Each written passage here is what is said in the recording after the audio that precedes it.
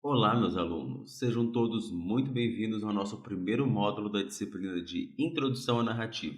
Eu sou o professor Jader Lúcio e eu fui cartoonizado para essa disciplina porque a gente vai falar de uma técnica extremamente importante para a comunicação, que é o storytelling. E uma boa história não existe se a gente não tiver o quê? Um personagem, é claro. A primeira vez que eu tive noção da diferença entre o que era ficção e o que era realidade foi quando eu tinha uns 3 anos. Eu estava doente, acabei ficando em casa, não fui para a escolinha no dia, e meu pai chegou em casa com um embrulho bem grande. Era meado de dezembro, e meu pai chegou em casa com uma caixa de presente nos braços. Na hora eu sabia que era meu presente de Natal, e eu perguntei a ele.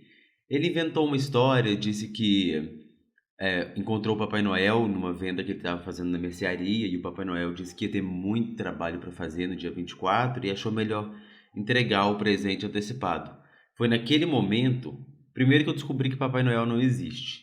E segundo, que desde então eu comecei a perceber como as histórias são importantes para a gente. Posteriormente, eu comecei a estudar sobre esse aspecto da ficção e eu comecei a pensar como o quanto da nossa vida e das nossas relações com as pessoas, com as instituições, com tudo, né? Com tudo que a gente vive, tá tudo muito calcado em ficções. As ficções, elas são fortes, elas têm um propósito, um objetivo. Elas buscam construir relações e elas constroem um significado. Nos últimos tempos, a gente tem visto muita gente falar sobre storytelling como se fosse a grande novidade do marketing, como se fosse uma coisa nova, mas storytelling, na verdade, é a coisa mais antiga do mundo. Muita gente fala que a história começou com a invenção da escrita. Mas parando para pensar, eu acho que a humanidade provavelmente começa quando a gente começa a contar história. Quando a gente vê pinturas rupestres, por exemplo, a gente percebe que os homens começaram a dar significado ao que eles viviam. E eles queriam passar isso para os outros. Na minha opinião, eu acho que é um primeiro momento em que a gente pode dizer que nós começamos a ser humanos. Mas se isso é uma coisa assim, tão antiga, por que a gente tem hoje em dia buscado tanto essa questão? Eu tenho minhas teorias, na verdade. Eu acho que com todo o movimento do pós-modernismo, a gente começou a questionar o que é a realidade e o que não é. Será que tudo isso que a gente construiu é real? Isso abriu um espaço para a gente começar a olhar para as ficções com um olhar mais narrativo. Assim, para a gente pensar nessas construções que são ditas verdadeiras e pensar como uma história, como um olhar narrativo. Então, o que a gente está buscando nesse processo de construir história, de contar uma história? A gente também procura entender por que essas histórias fazem tanto sentido para a gente. Por que essa história nos move tanto? Por que as pessoas acreditam, por exemplo, em Deus, têm fé em deuses? Se até onde a gente pode provar, são histórias. Por que a gente deixa muitas vezes as questões reais, as questões lógicas de lado, para nos ater a questões que são emocionalmente mais fortes, mais atraentes? E também pensar por que existem vilões, heróis, tiranos, mocinhos, contos de fadas. Tem algo que nos atrai nisso e a gente tem que descobrir o porquê. Tem algo mágico nesse processo que faz com que todos nós prestemos atenção. Por isso que a gente fica também ligado quase 24 horas em sites, olhando notícias que às vezes nem são reais e sobre coisas que às vezes nem nos interessam. É isso que nos faz perder fim de semana inteiro também de frente para uma televisão, ou vendo uma série do Netflix. É isso que faz a gente também ficar ansioso para ver aquele filme de super-herói no cinema e um filme que daqui a pouco a gente vai esquecer. As histórias, elas têm um poder de transformar a nossa vida. Que nem elas transformaram antigamente a vida daqueles homens das cavernas e permitiram que eles começassem a trocar conhecimento, porque foi quando eles começaram a trocar informação através dessas histórias, através de pinturas e começaram a desenvolver a linguagem, que eles puderam levar para frente tudo que eles tinham aprendido e tudo que outras pessoas antes deles tinham aprendido. E assim eles perpetuaram o conhecimento. A gente faz isso atualmente, a gente faz isso o tempo todo. Mas hoje em dia a gente faz de uma forma mais estruturada. Até com os avanços da linguística, da semiótica, até da neurociência, a gente pode olhar para essa questão de por que não só nós somos simplesmente tocados pelas histórias, mas a gente também é feito de histórias. Porque se você olhar para a sua vida, quando alguém te pergunta quem é você, você responde o quê? Ah, eu sou assim, eu sou assado. Mas o que na sua vida pode provar que você é assim, se não as histórias que você conta? Por exemplo, o currículo. O que é um currículo senão uma forma de você mostrar sua trajetória acadêmica, profissional para um grupo de pessoas que não te conhecem. Quando a gente conhece alguém, por exemplo, o que é a primeira coisa que a gente faz? A gente começa a contar nossas histórias, contar a nossa vida, e a gente acaba descobrindo que essa pessoa tem histórias similares, e assim a gente cria uma espécie de ligação. Porque o que nos define, o que nos torna humanos, são as histórias que a gente estabelece. E é isso que a gente vai estudar aqui. Primeiro, olhando para uma questão mais técnica de por que as histórias fazem tanto sentido e importam tanto para a gente. Não só hoje, mas sempre. Trazendo teorias que comprovem e também teorias que discordem sobre isso. E as explicações que a gente vai precisar ter para entender o poder mágico que a história tem. Depois a gente vai trabalhar muito em cima de como contar as melhores histórias. Porque se essas histórias têm tanto poder como eu estou dizendo, por que a gente não pode usar elas para que a gente consiga vender nossas ideias, passar uma mensagem social para a população, criar um processo comunicacional forte? A gente precisa usar isso na nossa vida profissional, provocar mudanças no nosso ambiente. A gente pode usar dessas histórias para construir um mundo melhor. Por isso que essa disciplina é tão importante que a gente decidiu inserir ela na grade de vocês, do primeiro período de comunicação do ciclo comum, para que vocês possam desde já aprender essas técnicas, que elas vão contribuir para a formação profissional de vocês e vocês vão usar muito nos períodos posteriores. Então vamos começar essa jornada.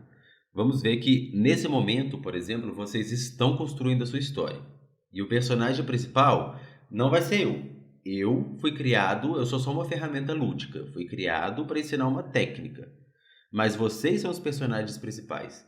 E eu vou ensinar essa estrutura porque vocês vão ver como aplicar essa estrutura para a criação de personagem e de narrativas no arcabouço da sua própria vida cotidiana. E é aí que vocês vão fazer as histórias diferentes. Se o comportamento, se a emoção, se as nossas crenças estão todas imbuídas de narrativas, o que eu posso dizer é que nós mesmos, a nossa identidade, quem nós somos, são simplesmente narrativas coerentes e coadunadas. Tanto que muitas vezes, quando você ouve a história de alguém que vai contra o que você acreditava sobre essa pessoa, você pensa, cara, mas tal pessoa fez isso? Eu nunca imaginei que tal pessoa ia fazer isso. Sendo que as pessoas, na verdade, são capazes de fazer quaisquer coisas que elas quiserem. Mas a gente tem essa visão do que as pessoas vão fazer. As nossas construções narrativas impelem como nós achamos que a gente é e também como nós achamos que os outros são. Porque elas trabalham em três componentes que são os que a gente chama dentro da psicologia social de componentes atitudinais, que são o pensamento, a emoção e o comportamento. Quando a gente está trabalhando sobre como uma pessoa tende a agir, que essa atitude é uma propensão a um determinado tipo de comportamento, nós estamos trabalhando nesses três pilares. Nós imaginamos o que a pessoa pensa, ela se comporta emocionalmente frente a isso, de uma maneira específica. Isso vai gerar uma ação dela, um comportamento frente a esse tipo de situação. Então é assim o nosso processo de construção da identidade. É um processo de construção narrativa sobre nós mesmos. Então, toda vez que eu insira uma história, seja ela ficcional ou real, nesse componente, a minha identidade está sendo transformada. É o que a gente chama, popularmente, né, a gente fala das histórias que modificam a nossa vida. Na verdade, eu não tive um fato que modificou a minha vida. Eu recebi uma narrativa e essa narrativa gerou emoções e crenças que são minhas e elas vão modificar a minha forma de agir no futuro. Então, essa mudança da forma de agir pautada na narrativa tem como resultado a construção de uma nova identidade. E essa nova identidade vai ser calcada tanto nas histórias prévias que você tem, como também nas histórias que você vai construir a partir desses eventos. Por exemplo, eventos traumáticos ou eventos de grande significado para o nosso dia a dia. Se a gente for olhar até para o processo terapêutico psicanalítico, ele é um processo de contação de histórias. O que faz um psicanalista? Se não sentar, você deita no divã e você conta as suas histórias de tal forma que não só ele ouça suas histórias, mas que você ouça suas próprias histórias. E a partir desse ouvir as suas histórias, você pode ressignificar, encontrar referências que se repetem, encontrar coisas que agradam ou que desagradam e começar a dar novos porquês e novos significados para fatos que geram narrativas que hoje em dia podem estar fazendo mal para a gente por algum motivo ou gerando emoções que vão gerar comportamentos negativos. Então, todo o processo de construção da identidade e até para a gente refazer a nossa identidade, a gente depende das histórias que a gente cria. Por isso tem determinados filmes que a gente vê como Comer, Rezar, Amar, sobre o sol da Toscana, em que você tem mulheres de meia idade que estão procurando uma mudança de vida. O que elas vão fazer? Elas viajam para um lugar longe, onde elas estão com outras pessoas, longe das pessoas que elas já conhecem, vivendo outras oportunidades, tendo novas histórias. Porque as novas histórias tornam a nossa personalidade nova. A gente também pode transformar a nossa personalidade olhando para as histórias antigas e dando um significado diferente a elas. Ou a gente ressignifica também histórias de outras pessoas. Um grande exercício, por exemplo, é você perguntar para pessoas do seu convívio mais íntimo qual é a história mais significativa sobre você que elas se lembram. Provavelmente não vai ser a mesma história que você se lembra junto com a pessoa. E essa história vai dizer muito sobre quem você pensa que você é e sobre quem a pessoa pensa que você é, como a pessoa te vê. E eu acho que é por isso que a gente tem que dar tanta importância para essa questão da história usada como construção narrativa. O objetivo dessa disciplina vai ser te mostrar como aplicar a contação de histórias na construção de um processo comunicacional. Dessa forma, podemos passar mensagens específicas para grupos específicos de pessoas, como, por exemplo, usar da narrativa como ferramenta pedagógica em campanhas de letramento, como auxiliar de identificação em programas de saúde da mulher, ou para moldar a opinião pública sobre determinado assunto. Como exemplo, eu quero mostrar um vídeo da campanha desenvolvida pela Secretaria de Desenvolvimento Social em parceria com o Conselho Estadual dos Direitos da Criança e do Adolescente do Estado de Minas Gerais, em razão da divulgação do Disque Direitos Humanos, chamando a atenção da população para denunciar crimes de exploração contra crianças e adolescentes. Quem viveu em Minas em 2008, 2009, com certeza se lembra dessa campanha, porque foi um sucesso por usar da emoção de uma forma bem forte, fazendo com que a campanha fique gravada na memória. Socorro, tudo é tão vazio. Socorro, já nem sei sorrir. Procuro, não vejo a saída. Socorro. Há um ano, Minas lançou uma campanha para combater a exploração sexual e a violência doméstica contra crianças e adolescentes. Os resultados mostram que os mineiros se uniram em torno dessa causa. Foram mais de 2.800 denúncias e quase 3.000 crianças protegidas. Precisamos continuar atentos, porque a violência contra a criança acontece de várias formas, em vários lugares, inclusive dentro de casa. Ao menor sinal desse crime, denuncie. A ligação é gratuita e você não precisa se identificar. Vamos continuar protegendo as nossas crianças. Socorro. Trazendo para mais recente, eu queria que vocês dessem uma olhada nessa campanha do governo federal em relação ao Covid-19. Independente de questões políticas envolvidas na campanha, acho que é interessante a gente dar uma olhada como essa emoção, como storytelling é usado na construção de uma ideia para influenciar, com o intuito de influenciar as pessoas sobre determinados assuntos polêmicos. Então vamos dar uma olhada.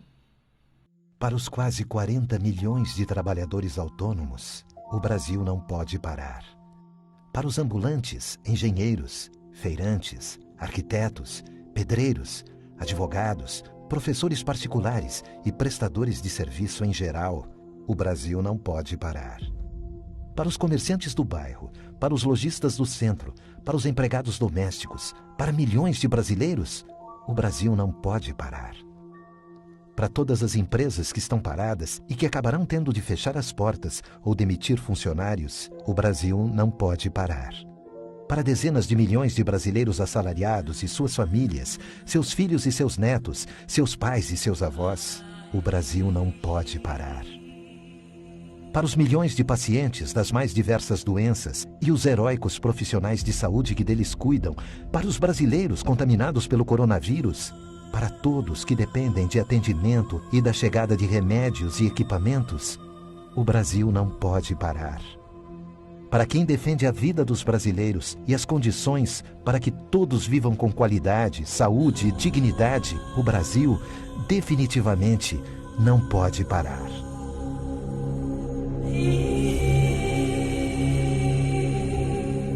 Nas próximas aulas, a gente vai falar um pouquinho mais sobre a estrutura narrativa, personagens e os principais componentes para se construir uma boa história. Além de mostrar o software que foi usado na minha criação como personagem, com as principais técnicas de estruturação, fala e como usar o design aplicado ao serviço da mensagem. A gente se vê até lá!